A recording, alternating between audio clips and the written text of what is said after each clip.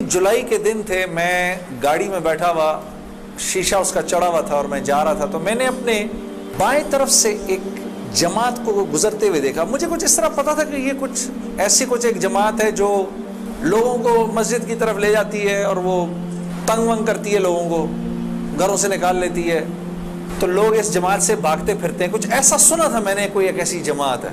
तो मेरे दिल में ये ख्याल आया कि देखो, तुम तो आराम से घर में बैठे हुए हो, गाड़ी में बैठे हुए हो, और ये देखो, ये बेचारे लोगों को नमाज की तरफ, अल्लाह की तरफ बुला रहे हैं, और उनके कपड़े बिल्कुल भीगे हुए थे पसीने से, और तुम इनके बारे में गलत सोच रहे हो। ऐसा ना हो कि आगे जाके तुम्हारी गाड़ी वजे कहीं। तो अपनी गाड़ी को बचाने के चक्कर में मैंने वहाँ से यू टर्न मारा, और यू टर्न मार के मैं वापस लाया, और वापस ला के मैंने गाड़ी को ये जमात के कुछ जो साथी थे उनके आगे रोक लिया।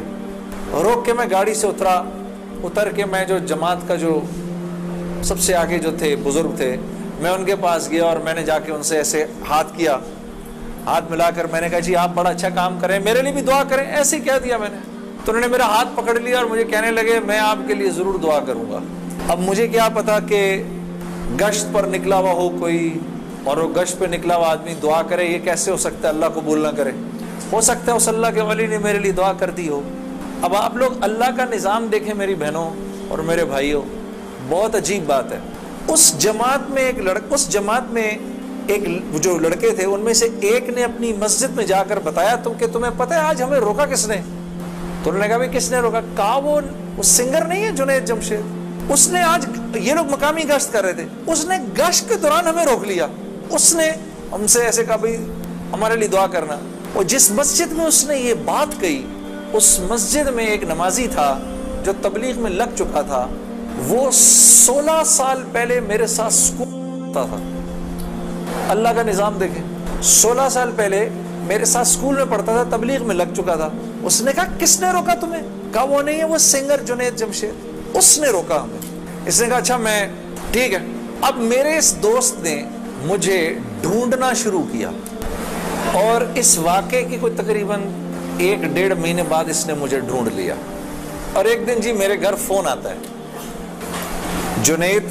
अब मैंने जब मुझे पहचाना, उसने बोला, जुनैद मुझे पहचाना? आप यकीन करेंगे, मैं 16 साल बाद इसकी आवाज़ सुन रहा था, मैं पहचान गया। मैंने कहा, जुनैद बोल रहे हो?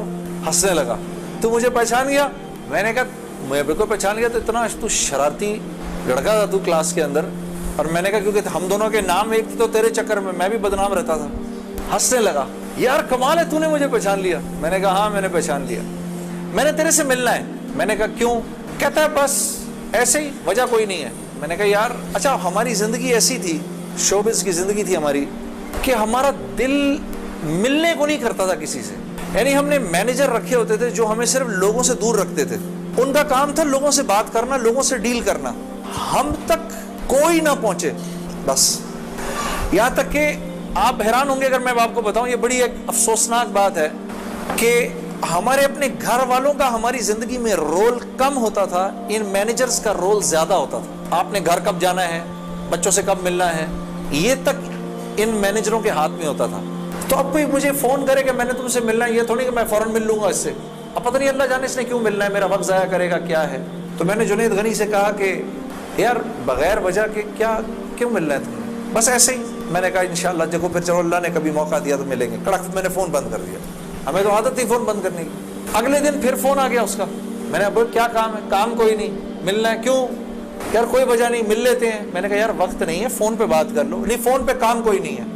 कड़क फ़ोन पर 1 दफ़ा हुआ, 2 दफ़ा, अब उसका मैं हेलो सुनता था, फ़ोन बंद कर देता था। ये सिलसिला 1-2 महीने तक चलता रहा, यहाँ तक कि जुनैद गनी को मेरे घर के नौकरों के नाम याद हो गए, फ़ोन उठाने वालों के नाम याद हो गए, सब कुछ याद हो गया। उसको सब पता होता था मैं कब पाकिस्तान में हूँ, कब नहीं हूँ, कब कहाँ हूँ, सब। एक दिन उसका फ़ोन आया, तो जब मैंने फ़ोन रखने लगा, मुझसे कहते, देख मैं तुझे अल्लाह का वास्ता देता हूँ, मेरी 1 मिनट की बात सुन ले। मैंने बोला, बोलो। मैं अभी उम्रा करके आया हूँ, तो मैं मदीने और मक्के की खजूरें और जमजम और ये कुछ चीज़ें लेकर आया हूँ, ये ले ले मेरे से, फिर उसके बाद मैं चला जाऊँगा। कितनी देर के लिए आओगे तुम? 5 मिनट के लिए। मैंने कहा, हाँ 5 मिनट। जुनैद गनी याद रखना, 5 मिनट, 5 मिनट। दोपहर को मुझे याद है 3:30 बजे अभी तक प्लानिंग हुई, जुनैद गनी साहब आए। अब मैंने जब जुनैद गनी को देखा तो मेरा तो दिमाग ही चकरा गया। क्या देखता हूँ سفید لباس ہی جیسے مولوی صاحب نے پہنا ہوا ہے, سر پہ پگڑی, اتنی بڑی داڑھی, اوپر واسکٹ پہنی ہوئی اس نے, پائنچے اس کے اوپر. میں نے کہا جنید غنی یہ تجھے کیا ہو گیا؟ کہتا ہے مجھے کیا ہو گیا, میں کیا کہوں تجھے کیا ہو گیا؟ میں نے کہا یہ تیرا حال, تیرے جیسا شیطان یہ اتنا بڑا بزرگ بنا ہوا, آؤ بیٹھو میرے پاس. آیا میرے پاس بیٹھا, اس نے مجھے کھجوریں دیں, زمزم دی, جانماز دی, اور پورے 5 منٹ میں کہتا ہے میرے 5 منٹ پورے ہوئے, اب میں چلتا ہوں. میں نے کہا نہیں, اب بیٹھ جاؤ, مجھے بتاؤ یہ سب کیا ہے. پھر مجھے کہنے لگا چل چھوڑ اس کو یار, اسکول کی بات کرتے ہیں. میں نے کہا اسکول چھوڑو, مجھے بتاؤ یہ کیا ہے, یہ کنہوں نے تمہارا حال کیا؟ یہ مجھ سے کہنے لگا مل لو ان سے. میں نے کہا ہاں میں نے ان سے ملنا ہے, میں نے ان سے ملنا ہے. آپ سوچو کوئی آدمی تبلیغ والوں کے چنگل میں پھنس جائے. ہاں تو مجھ سے کہتا ہے کل سے ہمارا اجتماع شروع ہو رہا ہے, میرے ساتھ اجتماع پر چلو. میں نے کہا میں چلوں گا. تو میں کل تمہیں پک کرنے آؤں گا, صبح کے وقت پک کرنے آؤں گا. آپ یقین کرو 5 منٹ کے لیے آیا تھا, 3.5 گھنٹے میں نے بٹھا کے رکھا اس کو اپنے پاس. میں اس سے باتیں سنتا رہا, جنید غنی کیا, پھر کیا ہوا, پھر کیا ہوا, پھر کیا ہوا, کیا ہوا, کیا ہوا. آخر میں نے کہا میں تمہارے ساتھ اجتماع پر چلوں گا. خیر جی میں تیار ہو گیا. میں نے اپنی نئی صاف ستھری جینز نکالی, میں نے ٹی شرٹ نکالی, لمبے لمبے میرے بال تھے. ہاں میں تیار ہو گیا جس طرح میرا خیال تھا بہترین طریقے کا تیار ہونے کا, میں ہو گیا تیار. اب جب میں وہاں پہنچا, اترا, میں نے جا کے اجتماع دیکھا تو میں نے دیکھا کہ ہر آدمی شلوار قمیض میں, ہر آدمی کے سر پہ ٹوپی. تو میں نے جنید غنی سے کہا جنید غنی سن, یہ مجھے کو مار تو نہیں دے گا ادھر ہے, میرا کو قتل وتل تو نہیں ہو جائے گا میرا؟ کہتا نہیں ہم لوگ مارنے والی پارٹی نہیں, ہم لوگ کھلانے والی پارٹی ہیں. میں نے کہا اچھا لے جاؤ مجھے اندر. پھر اب میں اندر جانا شروع ہوا اجتماع گاہ میں, تو میں نے دیکھا کہ لوگ ایک دم اکٹھے ہونا شروع ہو گئے. پیچھے سے مجھے آوازیں آئیں, ارے یار یہ تو جنید جمشید ہے یار. کو 2-4 آوازیں آئیں, ابے یہ ادھر کیا کر رہا ہے؟ تو مجھے یہ بات بری بھی لگی ہلکی سی, کیا مطلب بھائی کہ تم بہت بڑے مسلمان ہو, میں نہیں آ سکتا کیا؟ خیر میں اندر گیا, اندر جا کر بیٹھا تو میں نے دیکھا ایک مجمع سب پہنچ گیا ملنے کے لیے, دیکھنے کے لیے. جو بھی جنید غنی نے مجھے بٹھایا, تم ادھر ہی بیٹھو یہیں پر, اور میں ابھی ایک صاحب کو لے کر آتا ہوں. خیر یہ مجھے بٹھا کر چلا گیا. اتنی دیر میں ایک نوجوان لڑکا کہ جیسے بھائی لوگ بیٹھے ہیں اپنے 18-19 سال کا, یہاں سے بیچ میں سے راستہ توڑ کے میرے پاس آ گیا. مجھے آ کر کہتا ہے جنید بھائی نماز پڑھتے ہیں آپ؟ تو میں اس کو ایسے دیکھنا شروع ہو گیا. اب میں نے کہا کیا جواب دوں میں اس کو, ہاں بولوں کہ نہیں بولوں, سچ بولوں کہ جھوٹ بولوں؟ میں دیکھتا رہا, اس کو دیکھتا رہا, لیکن اندر ہی اندر نا مجھے غصہ آنا شروع ہو گیا کہ اب یہاں یہ ہوگا, اگلا پوچھے گا آپ قرآن پڑھتے ہیں کہ نہیں پڑھتے ہیں, پھر اگلا پوچھے گا آپ روزے رکھتے ہیں نہیں رکھتے ہیں, آپ نے حج کر لیا. مطلب یہاں اب میری کیا اب یہاں پر کیریکٹر اسیسینیشن ہوگی کیا؟ میں ابھی یہاں پر کیریکٹر اسیسینیشن کروانے آیا ہوں, اپنی کردار کشی کروانے آیا ہوں میں یہاں پر. تو میں نے وہ لڑکا جو ساتھ بیٹھا تھا, میں نے کہا یار اس کو بولو جنید غنی کو, یہ مجھے غلط جگہ لے آیا, وہ میں یہاں سے جا رہا ہوں ابھی. وہ بھاگا گیا اس کے پیچھے, اس کو لے کر آیا. جنید غنی نے کہا کیا ہو گیا یار جنید, کیا ہو گیا؟ میں نے کہا یار کچھ نہیں. تو وہ کہتا ہے یہ ابھی ایک لڑکے نے آگے پوچھا تھا ان سے آپ نماز پڑھتے نہیں پڑھتے ہیں. تو جنید غنی نے کہا تو نے اس لڑکے کو آنے کیوں دیا؟ اتنا غصے ہوا وہ اس پہ. میں نے جنید غنی کو ٹھنڈا کیا, میں خود بھی تھوڑا ٹھنڈا ہوا. میں نے کہا یار کیوں ناراض ہوتا ہے؟ وہ لڑکا بات تو صحیح کر رہا تھا نا کہ نماز پڑھنی تو چاہیے مجھے. تو اس نے جو جملہ بولا نا مجھے, وہ مجھے آج تک یاد ہے. جنید غنی نے جو جملہ بولا, اس نے کہا جنید ہم کیوں نہیں پوچھتے کہ تم نے کیوں نہیں کیا, ہم تو ترغیب دیتے ہیں, اس کے بعد اللہ سے دعا کرتے ہیں کہ اللہ وہ نیکی کرنے کی توفیق دے. ہاں وہ آج بھی مجھے وہ بات یاد ہے. اللہ پاک یہ مجھے بھی عطا کرے کہ ہم کسی سے یہ نہ کہیں بھائی تم نے کیوں نہیں کیا یہ, بلکہ نیکی کی ترغیب دیں اور پھر اللہ سے رات کو دعا کریں اللہ میرے اس بھائی کو, میری اس بہن کو توفیق دے, وہ اس نیکی کو کر سکے. پھر میں نے کہا جنید غنی کو چل چھوڑ یار, میں ادھر ہی بیٹھوں, میں کہیں نہیں جا رہا. اب جنید غنی صاحب نے ایک صاحب کو بلایا, ان کا نام تھا ڈاکٹر بلند اقبال. ابھی جب میں شان رمضان شان رمضان کر رہا تھا نا, یہ ابھی کچھ پچھلے رمضان میں, تو ڈاکٹر بلند اقبال صاحب بڑے عرصے بعد مجھے ملنے آئے. میں ملا ان سے, بڑی خوشی ہوئی. میں نے ان کو یاد کرایا وہ واقعہ جو میں اب آپ کو سنانے لگا ہوں. تو ڈاکٹر بلند اقبال صاحب میرے سامنے آ کے بیٹھ گئے. اور ڈاکٹر بلند, اب تبلیغ والوں کا بہن میں ذرا سا آپ کو بتاؤں کہ تبلیغ والے نا اب وہ سامنے والے کو جانتے نہیں ہیں, لیکن اس کو اللہ کی دعوت تو دینی ہے. تو آپ پہلے اس سے پوچھتے ہیں بھائی آپ کیسے ہیں, خیریت سے ہیں, آپ کا اسم گرامی کیا ہے؟ اچھا ماشاءاللہ بڑی خوشی ہوئی آپ سے مل کے, یہ میرا نام ہے, بڑا اچھا کیا آپ آئے. پھر باتیں پوچھتے ہیں کہ آپ کیا کرتے ہیں, تو میرے سے بھی انہوں نے پوچھ لیا تو جنید صاحب آپ کیا کرتے ہیں؟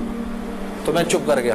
میرے سے نا اب میں ان کی شکل دیکھوں, میں نے کہا اب تک مارنی پڑی تو اب پڑے گی, اب جو میں نے بتایا نا میں کیا کرتا ہوں. تو میرے چہرے کے بدلتے ایکسپریشنز دیکھ کے نا جنید غنی نے ان سے کہا ارے ڈاکٹر صاحب آپ اس کو نہیں پہچانتے, یہ وہ ہے نا جس نے دل دل پاکستان گایا ہے. ڈاکٹر صاحب کہتے ہیں ارے واہ واہ واہ واہ واہ واہ واہ واہ, مسلمان کی تو شان ہی یہی ہے, جس کام کو کرتے آگے بڑھ جاتا ہے. میں نے کہا یہ آدمی ٹھیک آدمی ہے,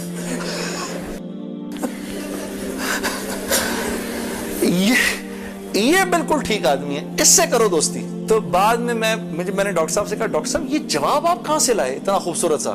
تو مجھے کہنے لگے یار میں نہ تجھے جانتا نہ مجھے یہ پتا دل دل پاکستان کیا. تو جب اس نے بولا نا کہ اس نے دل دل پاکستان کہا ہے تو میں نے کہا واہ واہ واہ واہ, اور میں دل میں دعا کروں یا اللہ جلدی سے صحیح جواب میرے ذہن میں ڈال, جلدی سے صحیح بات ڈال میرے ذہن میں. تو میں نے فٹ کہہ دیا. اور یہ بات میرے دوستو ہے بھی سچ کہ مسلمان کی شان یہ ہے, مسلمان جس کام کو کرتا ہے نا مسلمان اس کام میں آگے بڑھ جاتا ہے. ساری دنیا میں جن کاموں کو آپ برا کام سمجھتے ہیں نا کہ یہ برے کام ہیں, ان برے کاموں کو بھی اگر کبھی کسی مسلمان نے کیا نا تو یقین کرو غیروں سے بھی زیادہ کیا. ہاں یقین کرو, مسلمان ایک عجیب امت ہے, ہم سے بہتر کوئی نہیں. کنتم خیر امہ, بس یہ ہر لائن سے بہترین امت ہے. جس کو اللہ ہی کہہ دے تم بہترین ہو تو پھر ہمیں دوسروں سے پوچھنے کی کیا ضرورت ہے کہ ہم اچھے ہیں کہ برے ہیں. ہاں اب میں پورا دن ڈاکٹر بلند اقبال صاحب کے ساتھ پھرتا رہا, اور جب دن کا آخر آیا تو جنید غنی نے مجھے کہا کہ چل میں تجھے گھر چھوڑ دوں. میں نے کہا گھر تو مجھے چھوڑ دو, لیکن یہ بسترے کیا ہیں, یہ جو بسترے لگے ہوئے ہیں, کہا یہ رات کو لوگ یہاں سوئیں گے. میں نے کہا اور یہ جو بزرگ حضرات ہیں یہ بھی ادھر ہی سوئیں گے. میں نے کہا یار میں تو ان سے زیادہ فٹ آدمی ہوں, اگر یہ بوڑھے لوگ ادھر سو سکتے ہیں تو میں بھی سو سکتا ہوں. تو اس نے کہا یار نور اللہ نور, تیرے لیے بھی بسترا لگا دیتے ہیں. میں بھی سو گیا ادھر ہی اس رات کو. وہ شاید زندگی کی پہلی دفعہ زندگی میں رات کو تہجد کی نماز پڑھی, اٹھا دیا اس نے بیچ میں. تو ایک دن گزرا, دوسرا دن گزرا, تیسرے دن مولوی طارق جمیل صاحب کا بیان تھا. اب مجھے تو نہیں پتا یہ کون ہے. ہاں جب مولوی صاحب نے بیان کیا تو میں نے جنید غنی سے کہا یار بڑے اچھے بیان تھے یہ سارے تیرے بزرگ, یہ کون آدمی ہے؟ کہنے لگا یار یہ ہیں ہمارے ایک مولانا. میں نے کہا یار میں نے ان سے ملنا ہے. کہتا یار ان سے نہیں مل سکتا کوئی. میں نے کہا بھائی میں اس ملک کے صدر سے بھی مل سکتا ہوں اور اس ملک کے پرائم منسٹر سے بھی مل سکتا ہوں, یہ مولوی سے ملنا کیا مشکل ہے.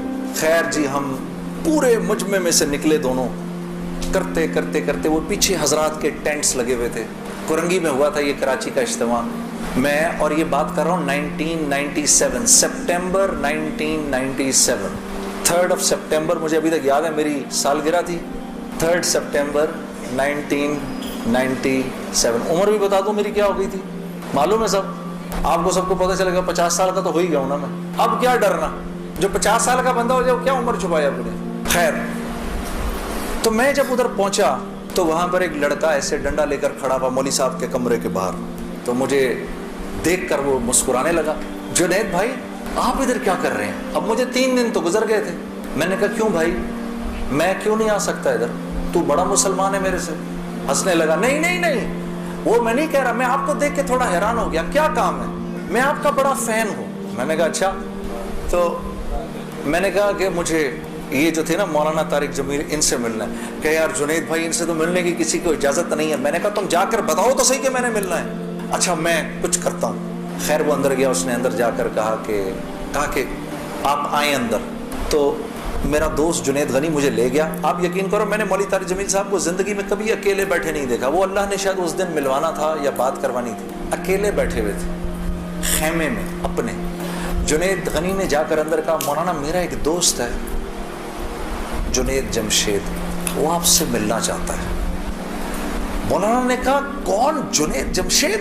میں باہر کھڑا حیران ہو گیا, ان کو کیسے پتا میں کون ہوں؟ اندر بھیجو اس کو, اندر بھیجو.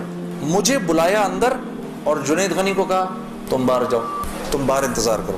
وہ باہر چلا گیا. یہ نوجوان جیسے بیٹھا ایسے جا کے میں مولوی صاحب کے سامنے بیٹھ گیا اور مجھے ایسے تیز نظروں سے انہوں نے دیکھنا شروع کر دیا. میں نے کہا آپ مجھے ایسے کیوں دیکھ رہے ہیں؟ کہتے ہیں میں تجھے نہیں دیکھ رہا, میں تو اللہ کی شان دیکھ رہا ہوں. میں نے کہا جی کیا مطلب؟ کہا تیرے بڑے بڑے بورڈ لگے ہیں فیصل آباد کے اندر, बड़े बड़े बोर्ड लगे हैं। मैं अक्सर इन बोर्ड्स को देखकर कहता था, मुझे बाद में मौलाना ने बताया, मैं इनको बोर्ड्स को देखकर कहता था हर एक को हिदायत मिल सकती है, इसको नहीं मिल सकती। हाँ, आज मैं जब इधर एयरपोर्ट आ रहा था तो एयरपोर्ट पे तेरा बड़ा सा बोर्ड लगा हुआ था, ऐसे ही मेरे दिल में आई, या अल्लाह क्या ये नहीं हो सकता कि इससे मेरी मुलाकात हो जाए, और तू मेरे सामने बैठा है, मैं अल्लाह की शान देख रहा हूँ। तो मैंने कहा अच्छा। कहने लगे दिल दिल पाकिस्तान तूने गाया है? मैंने कहा जी। मैंने कहा आपने सुना है? कहा नहीं सुना तो नहीं, बसों के पीछे लिखा देखा है। मैंने कहा चलो ये किसी यूं पहुंचा ना पहुंचा, आए तो सही बरसरे इल्जाम ही आए। हाँ, होठों पे कभी उनके मेरा नाम ही आए, आए तो सही बरसरे इल्जाम ही आए। मैंने कहा चलो यूं नहीं तो यूं से, तारुफ यूं नहीं हुआ तो यूं हो गया, बसों के पीछे तो लिखा देख लिया। तो मैंने मौलवी साहब से कहा मौलाना मेरा एक सवाल है, एक पाकिस्तानी नौजवान मेरी उम्र का जिस नाम शोहरत का तस्वुर भी नहीं कर सकता, वो सब का सब मेरे पास मौजूद है, लेकिन मैं अंदर से खाली हूँ। लोग इस बात को नहीं जानते, लोग समझते हैं कि मैं बहुत खुश हूँ, लेकिन मैं अंदर से बहुत परेशान हूँ, बहुत इस्तिराब है और इसकी वजह मुझे समझ नहीं आती। फरमाने लगे तेरा मसला ये है कि तुझे चोट लगी है सीधे घुटने पर और तू मरहम लगा रहा है उल्टे घुटने पर। मैंने कहा जी वो कैसे? फरमाने लगे देखो अल्लाह ने इंसान को दो चीज़ों से बनाया है, एक मट्टी से बनाया है, एक जिस्म से बनाया है जो कि मट्टी का बना हुआ है, और एक रूह है जो अल्लाह का अमर है। ठीक, तो जिस्म क्योंकि मट्टी का है इसलिए अल्लाह ने इसकी हर ज़रूरत को मट्टी में रखा है। जो खाना हम खाते हैं, जो कपड़े हम पहनते हैं, जो पानी हम पीते हैं, जो जिन घरों में हम रहते हैं, जो चीज़ें हम इस्तेमाल करते हैं, ये सब जिस्म की ज़रूरत की चीज़ें हैं।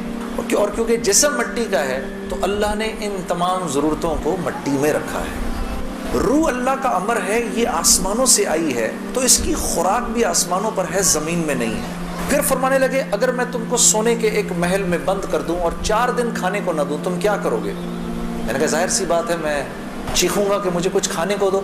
कहा बस यही हाल तेरी रूह का है कि तेरा जिस्म अच्छे अच्छे कपड़े पहनता है, बड़ी बड़ी गाड़ियां चलाता है, अच्छे अच्छे महलों में रहता है, और तू अपने आप को सेटिस्फाई करना चाहता है, लेकिन अंदर तेरी रूह जो है वो भूखी हो के जब चीखती है तो तेरे सर में दर्द होता है।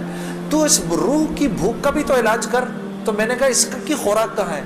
कहा ये आसमानों से आई है तो इसकी खुराक भी आसमानों पर है, ज़मीन में नहीं है। और दिल के सुकून, चैन और इत्मीनान का ताल्लुक इस मट्टी के बने हुए जिस्म से नहीं है, बल्कि इस आसमान से आई हुई रूह से है।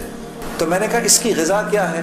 फरमाने लगे इसकी ग़िज़ा अल्लाह का कलाम है, अल्लाह के हुक्म है, इसकी ग़िज़ा नबी की ज़िंदगी है, नबी के तरीके हैं, नबी की सुन्नत है। वो जब तक इसको मिलेंगे नहीं ये भूखी रहेगी, और जब ये भूख कर चीखेगी तो फिर तुम तो मुसलमान हो, तुम्हें तो पता है, गैरों को तो पता नहीं।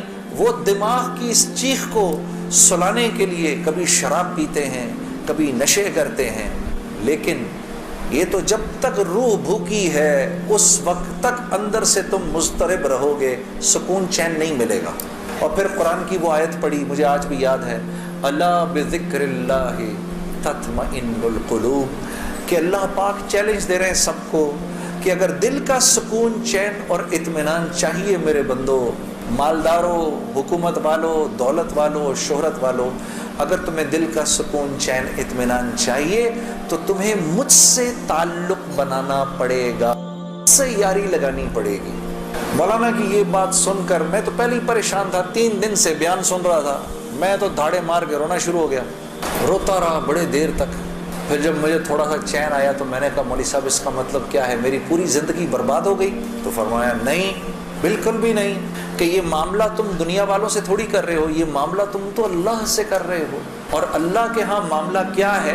अल्लाह के यहाँ मामला क्या है कि अभी इंसान अल्लाह रब्बुल इज़्ज़त से माफ़ी मांगने का इरादा ही कर रहा होता है, दिल में अभी ख्याल ही आ रहा होता है कि अल्लाह रब्बुल इज़्ज़त अगले पिछले माफ़ कर देते हैं सारे। फिर मुझे फरमाया, ये मुझे फिर बात सुनाई, हदीस कुदसी सुनाई कि मेरे बंदे तू ये ज़मीन और आसमान सारे के सारे अगर अपने गुनाहों से भर दे, जो कि तू भर नहीं सकता, اگر تمام جن و انس بھی مل جائیں تو بھر نہیں سکتا، لیکن اگر تو نے ایسا کر بھی دیا، ایک مرتبہ اگر تو نے کہا اے اللہ مجھے معاف کر دے، تو نہ صرف یہ کہ ہم تمہیں معاف کر دیں گے، بلکہ تم ایسے ہو جاؤ گے جیسے تم نے ان گناہوں کو کیا ہی نہیں۔ میں تو بے یقینی کی حالت میں مولانا کو دیکھنے لگا، میں نے کہا مولوی صاحب واقعی؟ کہا ہاں۔ پھر پوچھنے لگے کیا ارادہ ہے؟ اب میرا ارادہ میوزک چھوڑنے کا تو نہیں تھا کہ میں نے کہا ادھر آؤ، وہ کیا کہ نمازیں بخشوانے آئے، کیا روزے گلے پڑ گئے، لیکن گناہ بھی بخشوانے تھے۔ تو پھر مجھے کہنے لگے توبہ کرو گے؟ میں نے کہا مولوی صاحب کس چیز سے؟ کہا اپنی اس پچھلی زندگی سے۔ میں سوچ میں پڑ گیا۔ اچھا میں نے کہا جی میں توبہ کرتا ہوں۔ میں نے توبہ کی، یا اللہ میوزک چھوڑنے کا تو میرا کوئی موڈ نہیں، یہ مولوی بھی اللہ جانے کیا کہہ رہے ہیں، لیکن اگر تجھے اس سے کوئی میرے لیے بہتر زندگی نظر آتی ہے تو تو مجھے اس زندگی پہ لگا دے کہ واقعی میں چاہتا ہوں کہ تجھے راضی کر سکوں، تجھے خوش کر سکوں۔ اے اللہ پچھلی پوری زندگی پر توبہ کرتا ہوں، اگلی زندگی تیرے حکموں پر چلنے کی کوشش کروں گا۔ اگر تو واقعی ایسا ہے جیسا یہ مولوی صاحب فرما رہے ہیں تو مجھے معاف کر دے۔ میں نے کہا توبہ کر لی۔ مولوی صاحب نے کہا اب کیسا محسوس کر رہے ہو؟ میں نے کہا جی بہت ہلکا۔ پھر میں نے کہا لیکن مولوی صاحب بات تو یہ ہے کہ اگر میرے پچھلے سارے معاف ہو گئے اور اس پر اللہ نے اگر جنت دی تو میری تو بہت ہی بڑی جنت ہوگی، آپ سے بھی بڑی۔ تو فرمانے لگے نہیں بیٹا اتنی جلدی نہ کرو، تمہیں وصول تو ہم ہی نے کیا ہے، جو تجھے ملے گا اس سے تو بڑا ہمیں ملے گا ہی ملے گا۔ ہاں لیکن میں نے کہا مولوی صاحب، اور بہنیں اس بات کی تصدیق کریں گی، موسیقی تو روح کی غذا ہے کہ نہیں؟ ہاں یہ سیالکوٹ کی خواتین یقین کرو پورے ملک کی پہلی بہنیں ہیں جو کہہ رہی ہیں نہیں، ورنہ اگر کسی نے نہیں بولا تو چپ ضرور رہی ہیں، سارے مردوں نے بولا ہے موسیقی روح کی غذا نہیں ہے۔ موسیقی روح کی غذا ہے جی، یہ دیکھو اب آواز آئی ہے، اب ایسا لگ رہا ہے کوئی بیٹھ کے سن رہا ہے جی، موسیقی روح کی غذا ہے جی، شاباش، اللہ آپ لوگوں کو اس پر چلا دے۔ اللہ رب العزت آپ کے موبائلوں میں جتنے بھی گانے ہیں سب اڑا دے اسی وقت، گھروں میں جتنی کیسٹیں ہیں سب ٹوٹ جائیں، اللہ کرے ساری سیڈیاں ٹوٹ جائیں، اللہ پاک ایسے کرے گانے کی آواز ہی نہ سننے کو ملے آج کے بعد آپ میں سے کسی کو۔ یہ سوچ لو آمین قبول ہو جائے گا، اب سوچ کے بولنا آمین۔ تو مولوی صاحب نے مجھے کہا کہ نہیں، موسیقی روح کی غذا نہیں ہے، موسیقی نفس کی غذا ہے۔ موسیقی کس کی غذا ہے؟ نفس کی۔ یہ واقعی نفس کی غذا ہے، اور یہ ایسا زہر ہے، یہ جب اندر جاتا ہے تو پتہ ہی نہیں چلتا کہ نقصان کتنا کر گیا ہے۔ ٹرائی نہ کرنا، لیکن آپ کہیں جا کر اللہ کی بات سنیں، اس کے بعد جا کر 5 منٹ کا گانا سنیں، ساری صفائی ہو جائے گی، سب اندر ساری صفائی ہو جائے گی۔ میں یہ نہیں کہ بعد میں مجھ سے لوگ پوچھتے ہیں حلال ہے حرام ہے، اس کے لیے تو یہ مولوی بیٹھے ہوئے ہیں نا، ان سے پوچھو۔ میں آپ کو وہ بتا رہا ہوں جو ہوتا ہے، کہ یہ انسان کو بے باک کر دیتی ہے۔ مجھ سے کسی نے پوچھا بھائی اپنے ملک کے لیے گانا، میں کبھی اپنے ملک کے لیے گانا وہ ایک اور چیز ہے، میں ان گانوں کی بات کر رہا ہوں جن کو عام طور پہ لوگ سن رہے ہوتے ہیں بازاروں میں، ہاں، اور پھر کہتے ہیں اس کے سننے میں کیا ہے۔ ارے یار میں کیا بتاؤں آپ کو کیا ہے، خدا کی قسم اگر وہ زندگی اس زندگی سے بہتر ہوتی مجھے کیا تکلیف تھی۔ مجھے ایک ساتھی کہنے لگا اب تو آپ کے لیے اس زندگی کی طرف جانا بڑا مشکل ہے۔ میں نے کہا کوئی مشکل نہیں، گلا تو وہیں کا وہیں ہے، گا سکتے ہیں، لیکن اب اس زندگی کی طرف جانے سے بہتر لگتا ہے کہ میں آگ میں چھلانگ مار دوں، کہ وہ اس قدر خطرناک زندگی، وہ اتنی ایک یقین کرو پوری، صرف گانا نہیں ہوتا، وہ ایک پوری زندگی ہے، وہ ایک پوری زندگی کا نام، جیسے یہ ایک پوری زندگی کا نام ہے نا، صرف دعوت کے 2 بول نہیں ہیں۔ ہاں میرے دوست مجھ سے لڑتے تھے، یار تو ادھر گانا گا ادھر جا کے اذان دے دے۔ ارے میں نے کہا نہیں ہوتا، ایسے نہیں ہوتا بھائی، گانا گانے والے کو تو اذان کی آواز سے نعوذ باللہ کراہیت آتی ہے۔ مجھے یاد ہے ہم کانسرٹ کر رہے ہوتے تھے اور مغرب کی اذان اگر ہوتی تھی، یقین کرو وہ کیونکہ وہ تو دعوت کے بول ہے نا، ادھر تو ایک غلط کام ہو رہا ہے نا، وہ تو دعوت کے بول ہیں، وہ دعوت کے بول جب ہمیں سنائی دیتے تھے تو وہ ہمارے سینے کو پھاڑ کے نکل جاتے تھے۔ ایسے تھوڑی ہوتا ہے، یہ کوئی کھیل مذاق ہے کیا، یا یہ کوئی ٹی وی کا پروگرام ہے کہ جس میں ایکٹنگ ہو رہی ہے کہ نہیں بھئی ادھر جا کر اذان دے دی، ادھر جا کے گانا گا دی، ادھر جا کے اذان دے دی، ایسے نہیں ہوتا۔ اور پھر اللہ کے نیکی کے کام کرنے کی تو اللہ کی طرف سے توفیق ملتی ہے میرے دوستوں، ہاں عمل صالح کرنے کی تو توفیق ملتی ہے. یہ ایسی تھوڑی کو میرا مطلب ہے خالہ جی کا کھیل ہے کہ 95% نماز نہیں پڑھ رہا اور 5% نماز پڑھ رہا ہے. کیوں ہے ایسا؟ سب کیوں نہیں پڑھ رہے؟ من جانب اللہ توفیق ملتی ہے. خیر جی میں کھڑا ہوا, میں نے کہا اچھا مولانا آپ سے وعدہ تو کر لیا. میرے دوستو میں باہر نکلا سوچتا ہوا, میرے اندر آپ یقین کرو ایک تلاطم برپا ہو گیا. ہاں ایسی میرے اندر ایک خیر و شر کی نا جنگ شروع ہو گئی, ایسے کر کے ایسی جنگ. راتوں کو اٹھ جاتا تھا میں اور پوری رات بیٹھا رہتا تھا, ایسے جانماز کھول کے میں بیٹھ جاتا تھا, سوچتا رہتا تھا میں کیا کرنے لگا ہوں. ایک لمحے خیال آتا تھا نہیں بڑی نیکی کا کام کر رہا ہے تو, لوگوں میں محبتیں پھیلا رہا ہے, لوگ خوش ہو رہے ہیں. دوسری طرف خیال آتا تھا یار کیا یہ اللہ رسول کو یہ بات منظور ہے, ان کو پسند ہے, میں کیا کر رہا ہوں. پھر یہ خیال آئے ارے نہیں ان مولویوں کی نہ سننا. پھر یہ خیال آئے, یاد رکھنا آپ کو میں 2-4 وہ باتیں بتا رہا ہوں جو میرے پہ گزری, یہ میں گر کی باتیں بتا رہا ہوں آپ کو. جب شیطان اپنا چکر چلائے گا نا 2 باتیں کرنے کو کہے گا, یاد رکھنا. پہلی بات یار یہ تبلیغ والوں سے اب ملنا مت, مولانا سے بات نہ کرنا, ملنا مت. دوسری مسجد میں نہ جانا, 2 کام نہ کرنا کبھی. ایک تبلیغ والوں سے ملنا مت, ایک مسجد میں نہ جانا. اور بہنوں یہی تمہارے ساتھ ہوگا. وہ جو ہے نا وہ اپنا تبلیغی ساتھی اس کی بیوی, اب اس کو فون نہ کرنا آئندہ, ٹھیک ہے, اس کے گھر نہ جانا, اب تعلیم میں نہ جانا, کیونکہ اس کو پتا ہے یہ وہاں گئی اور عورت کا دل تو مرد سے 10 گنا زیادہ جلدی اللہ کی بات کو لے لیتا ہے. ہاں فوراً. میں واپس آ کے بیوی کو کارگزاری سناتا تھا تو میں اس کی حالت بدلی بھی دیکھتا تھا, حالانکہ وہ نہ مسجد آئی نہ اس نے وہ اعمال ہوتے دیکھے. اس لیے میں آپ کو بتا رہا ہوں بھائی, جب آپ نکلا کرو گھر واپس آ کر بیوی کو سب بتایا کرو ہم نے کیا کیا. وہ جذبات بنتے ہیں گھر والی کے, اور جب گھر والی کے جذبات بنتے ہیں تو پھر بچوں کی صحیح تربیت شروع ہوتی ہے. دین ان کی زندگی میں آیا تو گھر کے اندر آ گیا, جب تک آپ کی زندگی میں ہے گھر سے باہر ہے, گھر والی کی زندگی میں آ گیا گھر کے اندر آ گیا. تو میں آہستہ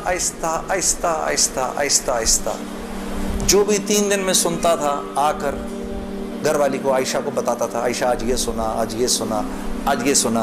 کرتے آہستہ پھر میں نے اپنی ماں کو بتانا شروع کیا, مرحومہ کو. اللہ کی شان, میں آج بھی اللہ کا شکر کرتا ہوں, مجھے موقع محل نہیں تو میں آپ کو کبھی بتاؤں جب میری ماں کا انتقال ہوا تو کیسے ہوا. میرے دل کی دعا ہے اللہ ہر عورت کو دنیا سے ایسے لے کے جائے جیسے ہماری والدہ گئیں. تو وہ میں اپنی ماں کو بتاتا تھا, میری ماں بھی ایک دم اس نے بھی جلدی لینا شروع کر دیا. کرتے میری ماں, ہم سب گھر کی خواتین میں سب سے پہلے میری والدہ پردے میں آ گئی فوراً. اور مولوی صاحب کہہ رہے ہیں ان کے انتقال کا بتائیں, میں ضرور بتاؤں گا آپ کو. خیر میرے دوستو, کرتے میں نے آخر ارادہ کیا چلو جی میں اب 4 مہینے لگاتا ہوں, اب 4 مہینے پہ جانا چاہیے. کیونکہ دیکھو تبلیغ میں جب تک 4 مہینے کا کورس نہیں کریں گے اس وقت تک جو ہے وہ بات سمجھ میں نہیں آئے گی. داڑھی کبھی بڑھے گی, کبھی چھوٹی ہو جائے گی, کبھی سر پہ ٹوپی آئے گی, کبھی اتر جائے گی. 4 مہینے لگانے ضروری ہوتے ہیں, ٹھیک ہے, کام کو سمجھنے کے لیے. کیونکہ پہلے 40 دن جو ہے وہ دنیا کا جو ہے نا وہ رنگ اترتا ہے. پہلے 40 دن زنگ اترتا ہے پہلے, پھر اگلے 40 دن کے اندر تبلیغ کا تھوڑا رنگ چڑھتا ہے, پھر اس سے اگلے 40 دن میں کچھ اللہ کی معرفت نصیب ہوتی ہے, کچھ تعلق بنتا ہے جا کر. پھر اگر وہ جڑا رہے تو پھر اللہ اس کو سوسائٹی پروف بنا دیتا ہے, اس کے اوپر لوگوں کی باتوں کا اثر نہیں ہوتا. پھر ایسے لوگ جہاں بھی جاتے ہیں ماحول بن جاتا ہے, خود بخود ہی ماحول بن جاتا ہے. اب میں نے ارادہ کیا جی 40 دن لگانے ہیں میں, اور 40 دن کا 4 مہینے لگانے ہیں. میں نے اپنے دوست کے ساتھ مل کے ارادہ کر لیا. خیر وہ ہم کمزور, ہم نے مئی جون میں نکلنا تھا, مئی جون آیا, وہ تو نکل گیا, میں نہیں نکلا. ایک دن اس کا مجھے فون آتا ہے, یہ ہے جی 16 اکتوبر کی بات 2001.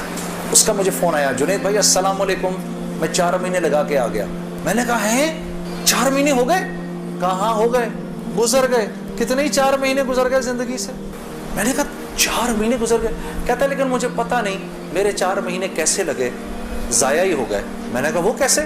کہا میں 4 مہینے کے لیے اپنے ابا کو ساتھ لے گیا جنید بھائی, وہ بیمار رہتے تھے, ان کا پیشاب پخانہ مسجد میں نکل جاتا تھا بستر میں. یقین کرو روزانہ جنید بھائی میں نے کچھ نہیں کیا, صرف اپنے باپ کا پیشاب پخانہ صاف کیا. 4 مہینے. اس کی اس بات نے مجھے اندر سے ہلا دیا. کسی انسان کو اپنے باپ کی ایسی خدمت کرنے کا موقع ملا ہو, ہاں، اور کہتا ہے پتہ نہیں میرے 4 مہینے تو کیا ہی لگے، میں تو سارا وقت باپ کی خدمت ہی کرتا رہا 4 مہینے. اور 4 مہینے کے بعد وہ آیا ہے اور اس کے باپ نے اس کو گلے لگا کے بولا بیٹا تیری وجہ سے میرے 4 مہینے لگ گئے. 2 دن بعد باپ کا انتقال ہو گیا. ہم خود جنازے میں تھے 2 دن. خیر میرے دوستو، اسی طرح سے وقت چلتا رہا.